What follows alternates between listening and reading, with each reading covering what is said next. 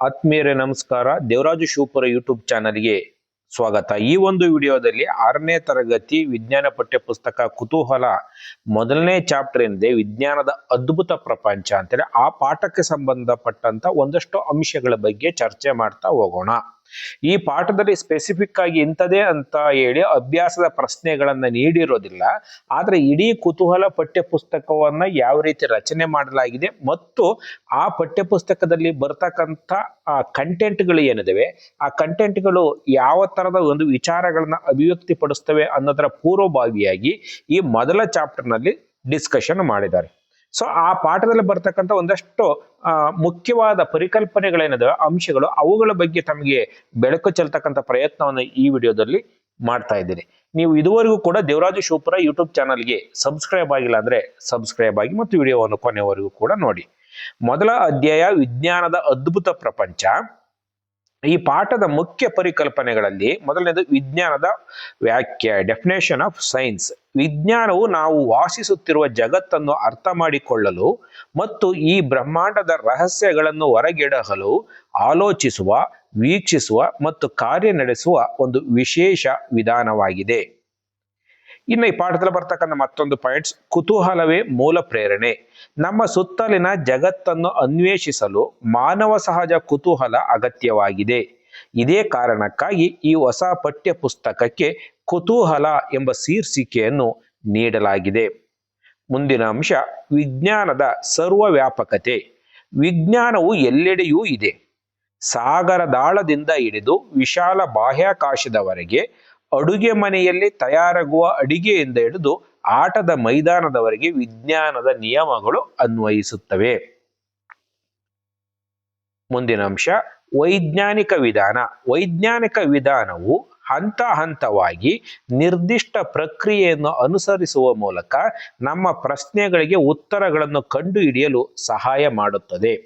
ಇದರ ಪ್ರಮುಖ ಹಂತಗಳು: ಸುತ್ತಲಿನ ಸನ್ನಿವೇಶಗಳನ್ನು ಸೂಕ್ಷ್ಮವಾಗಿ ಗಮನಿಸುವುದು, ಅದರ ಬಗ್ಗೆ ಪ್ರಶ್ನೆಗಳನ್ನು ಕೇಳುವುದು, ಸಂಭವನೀಯ ಉತ್ತರವನ್ನು ಊಹಿಸುವುದು, ಪ್ರಯೋಗಗಳು ಅಥವಾ ಅವಲೋಕನಗಳ ಮೂಲಕ ಊಹೆಯನ್ನು ಪರೀಕ್ಷಿಸುವುದು, ಫಲಿತಾಂಶಗಳನ್ನು ವಿಶ್ಲೇಷಿಸುವುದು ಮತ್ತು ತೀರ್ಮಾನಕ್ಕೆ ಬರುವುದು. ನಾವು ಕೂಡ ವಿಜ್ಞಾನಿಗಳು. ದೈನಂದಿನ ಜೀವನದಲ್ಲಿ ಎದುರಾಗುವ ಅನೇಕ ಘಟನೆಗಳಿಗೆ ಕಾರಣ ಹುಡುಕಲು ಪ್ರಶ್ನೆಗಳನ್ನು ಕೇಳಿ ಊಹಿಸಿ ಪರೀಕ್ಷಿಸುವ ಪ್ರತಿಯೊಬ್ಬರೂ ಒಂದು ರೀತಿಯಲ್ಲಿ ವಿಜ್ಞಾನಿಗಳೇ ಆಗಿರುತ್ತಾರೆ. ಉದಾಹರಣೆ, ಪೆನ್ನು ಬರೆಯದಿದ್ದಾಗ, ಕುಕ್ಕರ್ನಿಂದ ಬೇಳೆ ಹೊರಚೆಲ್ಲಿದಾಗ, ಬಲ್ಬ್ ಉರಿಯದಿದ್ದಾಗ ನಾವು ನಮ್ಮದೇ ಆದಂತಹ ಕಾರಣಗಳನ್ನು ಮನಸ್ಸಿನಲ್ಲಿ ಕಲ್ಪಿಸಿಕೊಳ್ಳುತ್ತೇವೆ. ಆ ಕಾರಣಗಳಿಗೆ ಸಂಬಂಧಪಟ್ಟಂತೆ ಅದನ್ನು ಪರೀಕ್ಷಿಸಲು ಒಂದಷ್ಟು ಪ್ರಯತ್ನಗಳನ್ನ ಮಾಡ್ತೇವೆ. ಇವೆಲ್ಲವುಗಳನ್ನ ಮಾಡೋದ್ರಿಂದ ನಾವು ಕೂಡ ವಿಜ್ಞಾನಿಗಳೇ. ಸಹಭಾಗಿತ್ವದ ಅನ್ವೇಷಣೆ, ಕೊಲಾಬರೇಟಿವ್ ಸೈನ್ಸ್.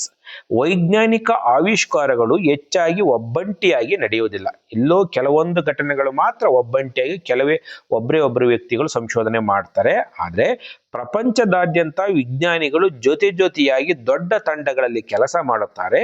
ಸಹಭಾಗಿತ್ವದ ಕಲಿಕೆ ಮತ್ತು ಅನ್ವೇಷಣೆ ಯಾವಾಗಲೂ ಯಶಸ್ಸು ಮತ್ತು ಮುದ ನೀಡುತ್ತದೆ. ಇದು ಇಡೀ ಈ ಪಾಠದಲ್ಲಿ ಬರ್ತಕ್ಕಂಥ ಮುಖ್ಯ ಪಾಯಿಂಟ್ಸ್ಗಳಾಗಿವೆ. ಇನ್ನು ಈ ಪಾಠದಲ್ಲಿ ಬರ್ತಕ್ಕಂಥ ಒಂದಿಷ್ಟು ಪ್ರಶ್ನೆಗಳನ್ನ ನೋಡ್ತಾ ಹೋಗೋಣ. ವಿಜ್ಞಾನ ಎಂದರೇನು? ವಿಜ್ಞಾನವು ನಾವು ವಾಸಿಸುತ್ತಿರುವ ಜಗತ್ತನ್ನು ಅರ್ಥ ಮಾಡಿಕೊಳ್ಳಲು ಮತ್ತು ಈ ಬ್ರಹ್ಮಾಂಡದ ರಹಸ್ಯಗಳನ್ನು ಹೊರಗಿಡಹಲು ಆಲೋಚಿಸುವ, ವೀಕ್ಷಿಸುವ ಮತ್ತು ಕಾರ್ಯ ನಡೆಸುವ ವಿಜ್ಞಾನವಾಗಿದೆ. 6ನೇ ತರಗತಿಯ ಹೊಸ ವಿಜ್ಞಾನ ಪಠ್ಯ ಪುಸ್ತಕಕ್ಕೆ ಯಾವ ಶೀರ್ಷಿಕೆಯನ್ನು ನೀಡಲಾಗಿದೆ ಮತ್ತು ಏಕೆ? 6ನೇ ತರಗತಿಯ ಹೊಸ ವಿಜ್ಞಾನ ಪಠ್ಯ ಪುಸ್ತಕಕ್ಕೆ ಕುತೂಹಲ, ಕ್ಯೂರಿಯಾಸಿಟಿ ಎಂಬ ಶೀರ್ಷಿಕೆಯನ್ನು ನೀಡಲಾಗಿದೆ. ಏಕೆಂದರೆ ವಿಜ್ಞಾನದ ಅಧ್ಯಯನಕ್ಕೆ ಜಗತ್ತನ್ನು ಅನ್ವೇಷಿಸುವ ಮಾನವ ಸಹಜ ಕುತೂಹಲವೇ ಅತ್ಯಂತ ಪ್ರಮುಖ ತಳಹದಿ ಆಗಿದೆ. ಪ್ರಶ್ನೆ 3, ವಿಜ್ಞಾನವು ಸರ್ವವ್ಯಾಪಿ ಎಂಬುದಕ್ಕೆ 2 ಉದಾಹರಣೆ ನೀಡಿ. ಸಾಗರದಾಳದಿಂದ ಹಿಡಿದು ವಿಶಾಲ ಬಾಹ್ಯಾಕಾಶದವರೆಗೆ ಸಂಭವಿಸುವ ಎಲ್ಲ ವಿದ್ಯಮಾನಗಳು ವಿಜ್ಞಾನಕ್ಕೆ ಸಂಬಂಧಪಟ್ಟಂಥವೇ ಆಗಿವೆ. ನಮ್ಮ ಮನೆಯ ಅಡುಗೆ ಮನೆಯಲ್ಲಿ ನಡೆಯುವ ಕ್ರಿಯೆಗಳಿಂದ ಹಿಡಿದು ಆಟದ ಮೈದಾನದಲ್ಲಿ ನಡೆಯುವ ಚಟುವಟಿಕೆಗಳವರೆಗೆ ಎಲ್ಲದರಲ್ಲೂ ಕೂಡ ನಾವು ವಿಜ್ಞಾನದ ನಿಯಮಗಳನ್ನ ಕಾಣಬಹುದಾಗಿದೆ. ವೈಜ್ಞಾನಿಕ ವಿಧಾನ, ಸೈಂಟಿಫಿಕ್ ಮೆಥಡ್ ಎಂದರೇನು? ಅದರ ಹಂತಗಳನ್ನು ಬರೆಯಿರಿ. ಹಂತ ಹಂತವಾಗಿ ನಿರ್ದಿಷ್ಟ ಪ್ರಕ್ರಿಯೆಯನ್ನು ಅನುಸರಿಸುವ ಮೂಲಕ ನಮ್ಮ ಪ್ರಶ್ನೆಗಳಿಗೆ ಉತ್ತರಗಳನ್ನು ಕಂಡುಹಿಡಿಯುವ ಮಾರ್ಗವೇ ವೈಜ್ಞಾನಿಕ ವಿಧಾನ. ಇದರ ಹಂತಗಳು: ಸೂಕ್ಷ್ಮವಾಗಿ ಅವಲೋಕಿಸುವುದು, ಪ್ರಶ್ನೆ ಕೇಳುವುದು, ಸಂಭವನೀಯ ಉತ್ತರವನ್ನು ಊಹಿಸುವುದು, ಪ್ರಯೋಗ ಅಥವಾ ಪರಿಶೀಲನೆ ಮಾಡುವುದು, ಫಲಿತಾಂಶವನ್ನು ವಿಶ್ಲೇಷಿಸುವುದು. 5ನೇದು, ಬರೆಯುತ್ತಿದ್ದ ಪೆನ್ ಇದ್ದಕ್ಕಿದ್ದಂತೆ ನಿಂತು ಹೋದಾಗ ನೀವು ಮಾಡುವ ಊಹೆಗಳು ಹೇಗೆ ವೈಜ್ಞಾನಿಕ ವಿಧಾನಕ್ಕೆ ಹತ್ತಿರವಾಗಿವೆ? ಪೆನ್ ಬರೆಯದಿದ್ದಾಗ ನಾವು ಮೊದಲು ಶಾಯಿ ಖಾಲಿಯಾಗಿರಬಹುದು ಎಂದು ಊಹಿಸುತ್ತೇವೆ ಮತ್ತು ಪೆನ್ನು ತೆರೆದು ನೋಡುವ ಮೂಲಕ ಆ ಊಹೆಯನ್ನು ಪರೀಕ್ಷಿಸುತ್ತೇವೆ. ಶಾಯಿ ಇದ್ದರೆ, ಅಂದರೆ ಶಾಯಿ ಅಂದರೆ ಇಂಕು, ಶಾಯಿ ಇದ್ದರೆ ಶಾಯಿ ಒಣಗಿರಬಹುದು ಎಂದು ಮತ್ತೊಂದು ಊಹೆ ಮಾಡಿ ಪರೀಕ್ಷಿಸುತ್ತೇವೆ. ಈ ರೀತಿ ಸಮಸ್ಯೆಗೆ ಕಾರಣ ಹುಡುಕುವ ಪ್ರಕ್ರಿಯೆಯು ನಿಖರವಾಗಿ ವೈಜ್ಞಾನಿಕ ವಿಧಾನವೇ ಆಗಿದೆ. ನಮ್ಮ ದೈನಂದಿನ ಜೀವನದಲ್ಲಿ ಪ್ರಶ್ನೆ 6, ನಮ್ಮ ದೈನಂದಿನ ಜೀವನದಲ್ಲಿ ಯಾರೆಲ್ಲ ವೈಜ್ಞಾನಿಕ ವಿಧಾನವನ್ನು ಬಳಸುತ್ತಾರೆ? ಉದಾಹರಣೆ ಕೊಡಿ. ದೈನಂದಿನ ಜೀವನದಲ್ಲಿ ನಮಗೆ ತಿಳಿಯದಂತೆ ನಾವೆಲ್ಲರೂ ಇದನ್ನು ಬಳಸುತ್ತೇವೆ. ಉದಾಹರಣೆಗೆ, ಟೈರ್ ಚಪ್ಪಟೆಯಾದಾಗ ಗಾಳಿ ಎಲ್ಲಿಂದ ಸೋರುತ್ತಿದೆ ಎಂದು ಹುಡುಕುವ ಬೈಸಿಕಲ್ ರಿಪೇರಿಯವನು, ಬಲ್ಬ್ ಉರಿಯದಿದ್ದಾಗ ಸಮಸ್ಯೆ ಬಲ್ಬ್ನಲ್ಲಿದೆಯೋ ಅಥವಾ ಸ್ವಿಚ್ನಲ್ಲಿದೆಯೋ ಎಂದು ಪರಿಶೀಲಿಸುವ ಎಲೆಕ್ಟ್ರಿಷಿಯನ್, ಕುಕ್ಕರ್ನಿಂದ ಬೇಳೆ ಹೊರಚೆಲ್ಲಿದಾಗ ನೀರು ಜಾಸ್ತಿ ಇತ್ತೇ ಎಂದು ಯೋಚಿಸುವ ಅಡುಗೆಯವರು. ನಾವೆಲ್ಲರೂ ಕೂಡ ವೈಜ್ಞಾನಿಕ ವಿಧಾನವನ್ನೇ ಅನುಸರಿಸುತ್ತೇವೆ. ವಿಜ್ಞಾನದ ಕಲಿಕೆಗೆ ಬೇಕಾದ ಮೊದಲ ಮತ್ತು ಅತಿ ಮುಖ್ಯವಾದ ಗುಣ ಯಾವುದು? ವಿಜ್ಞಾನದ ಕಲಿಕೆಗೆ ಬೇಕಾದ ಮೊದಲ ಮತ್ತು ಅತಿ ಮುಖ್ಯವಾದ ಗುಣವೆಂದರೆ ನಾವು ಸದಾ ಕುತೂಹಲಿಗಳಾಗಿದ್ದು ನಮ್ಮ ಸುತ್ತಲಿನ ಪ್ರದೇಶಗಳನ್ನು ಸೂಕ್ಷ್ಮವಾಗಿ ಅವಲೋಕಿಸುವ ಮತ್ತು ಹೇಗೆ ಮತ್ತು ಏಕೆ ಎಂದು ಪ್ರಶ್ನಿಸುವ ಗುಣವನ್ನು ಹೊಂದಿರಬೇಕು.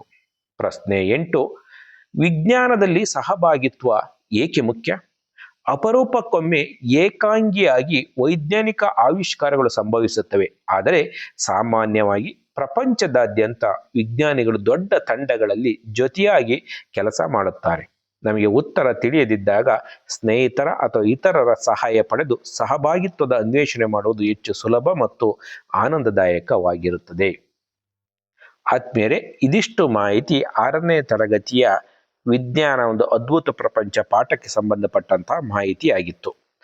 ನೀವು ಇದುವರೆಗೂ ಕೂಡ ದೇವರಾಜು ಶಿವಪುರ ಯೂಟ್ಯೂಬ್ ಚಾನಲ್ಗೆ ಸಬ್ಸ್ಕ್ರೈಬ್ ಆಗಿಲ್ಲ ಅಂದರೆ ಸಬ್ಸ್ಕ್ರೈಬ್ ಆಗಿ, ವಿಡಿಯೋವನ್ನು ಲೈಕ್ ಮಾಡಿ, ಚಾನಲ್ಗೆ ಸಬ್ಸ್ಕ್ರೈಬ್ ಆಗಿ ಮತ್ತು ಇದರ ಲಿಂಕನ್ನು ಶೇರ್ ಮಾಡಿ ನನ್ನ ಎಲ್ಲ ಎಜುಕೇಷನ್ ವಿಡಿಯೋಸ್ಗಳ ಅಪ್ಡೇಟ್ಗಳನ್ನು ತಕ್ಷಣ ಪಡೆಯಲಿಕ್ಕೆ ಸಾಧ್ಯ ಆಗುತ್ತೆ.